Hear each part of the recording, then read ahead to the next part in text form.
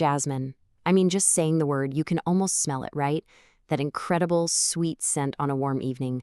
It's legendary, captured in teas and perfumes for, well, forever. But getting that scent in your own garden? Yeah, that can feel like a total mystery. So today, we're going to solve it. We're going to unlock all the secrets to getting your garden just overflowing with that amazing fragrance. You know how it is. You're at the garden center, you see those beautiful little white flowers, and you just fall in love. You can already imagine your whole house smelling like that. But then reality hits, and you find out there's a big, big difference between keeping a jasmine plant alive and making it truly thrive. We're not just aiming for a pot of green leaves here, right? We want that explosion of fragrant blooms. So how do we do it? How do we get there? Yeah, this quote, I bet this sounds painfully familiar to a lot of you. You bring home this gorgeous plant, you're so excited, you do everything you think you're supposed to do, and then, ugh, disappointment. The flowers that were there turn brown, and you're just left scratching your head, thinking, what did I do wrong? But here's the thing, and this is important, that's not failure. A lot of the time, it's just the plant finishing its bloom cycle. It's actually giving you a sign, a little tap on the shoulder saying, hey, it's your turn to step in and get me ready for the next round. All right, so here's how we're going to break it all down. First, we'll touch on the allure of jasmine, why we love it so much. Then we'll get into choosing the perfect one for you. After that, we'll cover setting it up for success. Then comes the good stuff, the secrets to getting way more blooms. We'll also tackle some common problems you might run into. And finally, we'll get to the fun part, harvesting that incredible reward. All right, first things first, we're starting with a little detective work, because before we can even think about sun or soil, you've got to know your plant. Honestly, the #1 mistake people make is thinking a jasmine is a jasmine is a jasmine, but they're not all the same. Real success starts with figuring out which one of these fragrant family members you actually have. Okay, so here's the first big aha moment. A lot of plants called jasmine aren't actually jasmine at all. Mind-blowing, right? True jasmines are from the genus Jasminum. It's this huge family, we're talking over 200 species. This is why something like star jasmine, which smells incredible, isn't technically a jasmine and needs different care. So step 1, before you do anything else, is to make sure you've got a real Jasminum. That's the foundation for everything we're about to do. And check this out. This really shows you how different they can be. You've got your common jasmine, that's the classic vine you see climbing everywhere in the summer. Then there's Arabian jasmine, which is what they use for tea. It grows more like a shrub. Pink jasmine is a super fast climber with those pretty pink buds. And then you have this curveball, winter jasmine. Beautiful yellow flowers in the dead of winter, but get this, no scent at all. So you can see why figuring out which one you have is so important. It tells you exactly what to expect. Okay, so now you know your jasmine. You're practically an expert. The next step is to create the perfect home for it. I want you to think of this like setting the stage for a blockbuster performance. Getting this part right from the start is seriously the difference between a plant that just, survives and one that is absolutely spectacular. So at its core, what does jasmine want? Well, it's basically a little sun worshiper. It needs at least 4 to 6 hours of sunlight a day to be happy. And here's the big one. It absolutely hates having wet feet.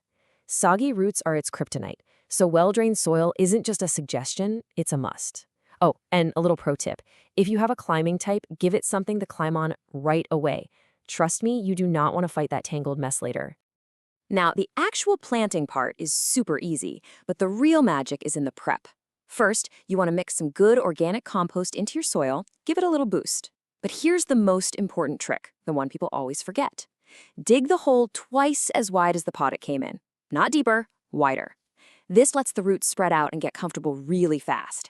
After that, it's easy. Pop it in, backfill the soil, give it a really good drink of water, and put some mulch around the base to keep it happy. All right, your jasmine is in the ground, it's settled in, it's happy. Now, it's time for the magic. This is how we go from having just a few flowers here and there to a truly spectacular, wow-inducing display. And it all boils down to 2 simple but super powerful actions. Okay, listen up, because if you only remember one thing from this entire conversation, make it this: jasmine flowers on new branches. That's it. Those old woody stems, they're just there for support. They're never, ever going to bloom again. All the action, all the flowers, all that incredible scent, it all comes from fresh, new growth. So our entire mission from this point forward is to do one thing: encourage as much of that new growth as we possibly can. And that leads us directly to what I call the prune and feed ritual. Think of it like a 1-2 punch for flowers. It's so simple, but it's so effective. Step 1, as soon as it's done flowering, you prune it. Snip back those stems that just finished blooming. This is like hitting a reset button, telling the plant, okay, time to make new branches. Step 2, you immediately feed it. You give it all the energy it needs to make that new growth strong and, most importantly, loaded with flower buds. So, what's the right thing to feed it? Well, for just general health, any balanced fertilizer, like a 10-10-10, is totally fine. But if you want to maximize the flowers, and of course you do, you need to get specific. Phosphorus is the key ingredient for blooms. It's like rocket fuel for flowers. That's why something simple like bone meal works wonders. And here's another little tip. If your jasmine is in a pot, potassium is also a huge deal. You know what's perfect for that? Just plain old tomato fertilizer. It's kind of the secret weapon for getting container jasmines to go crazy with blooms.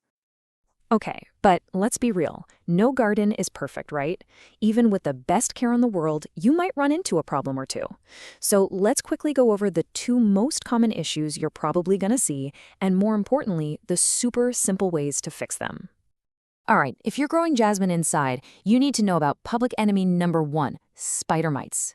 These little guys are a nightmare, and they absolutely thrive in the dry air of our houses. The first sign you'll see is this weird tiny speckling or puckering on the leaves. They're microscopic, but don't let their size fool you. They can wreck a plant if you don't catch them early. But here's the good news. The thing they love, dry air, is also their greatest weakness. They hate humidity. So the absolute easiest defense is just to mist your plant's leaves with water every few days. It makes the plant happy and the mites miserable. Now, if you're already dealing with a full-blown infestation, your best friend is going to be neem oil. It's organic, it's effective, and it'll get rid of them without hurting your jasmine. Okay, here's another one that can make you panic a little. You look at your plant, maybe in the winter, and the newest leaves are turning yellow between the veins. It looks pretty bad. But take a deep breath. It's usually not a big deal. It's just a temporary iron deficiency, basically because the roots are cold and can't slurp up nutrients properly. Seriously, 9 times out of 10, the plant just grows out of it when spring rolls around. But if it's driving you crazy, a little bit of iron chelate will sort it out super fast. And now, after all that work, all that attention, we get to the payoff, the absolute best part, enjoying that reward. And get this, harvesting the flowers isn't just a treat for you. It actually tells the plant, hey, keep them coming, and encourages it to produce even more. You know, with fragrance, timing is literally everything. If you want that peak jasmine experience, you got to get out there in the cool of the early morning. That's when the scent is at its most powerful, before the sun heats things up. Just look for the flowers that are fully opened and gently pinch or snip them off. And don't be shy. Do this all season long. Remember, the more you pick, the more it'll give you. So what do you do with these little fragrant treasures? Well, the easiest thing is just to put a few in a tiny vase. It'll make your whole room smell incredible. But you can have some fun with it too. Try putting a handful of flowers in a pitcher of cold water and leaving it in the fridge overnight. You get this amazing, refreshing jasmine water. Or you could even dry the blooms and make your very own jasmine tea. How cool is that? So, there you have it. The whole secret to growing amazing jasmine isn't some complex, magical formula. It's actually pretty simple. It's about knowing your plant, giving it a happy home, and then mastering that simple prune and feed dance to work with it. The roadmap to your own fragrant paradise is right there. So the only real question left is, what are you going to do with all those amazing flowers?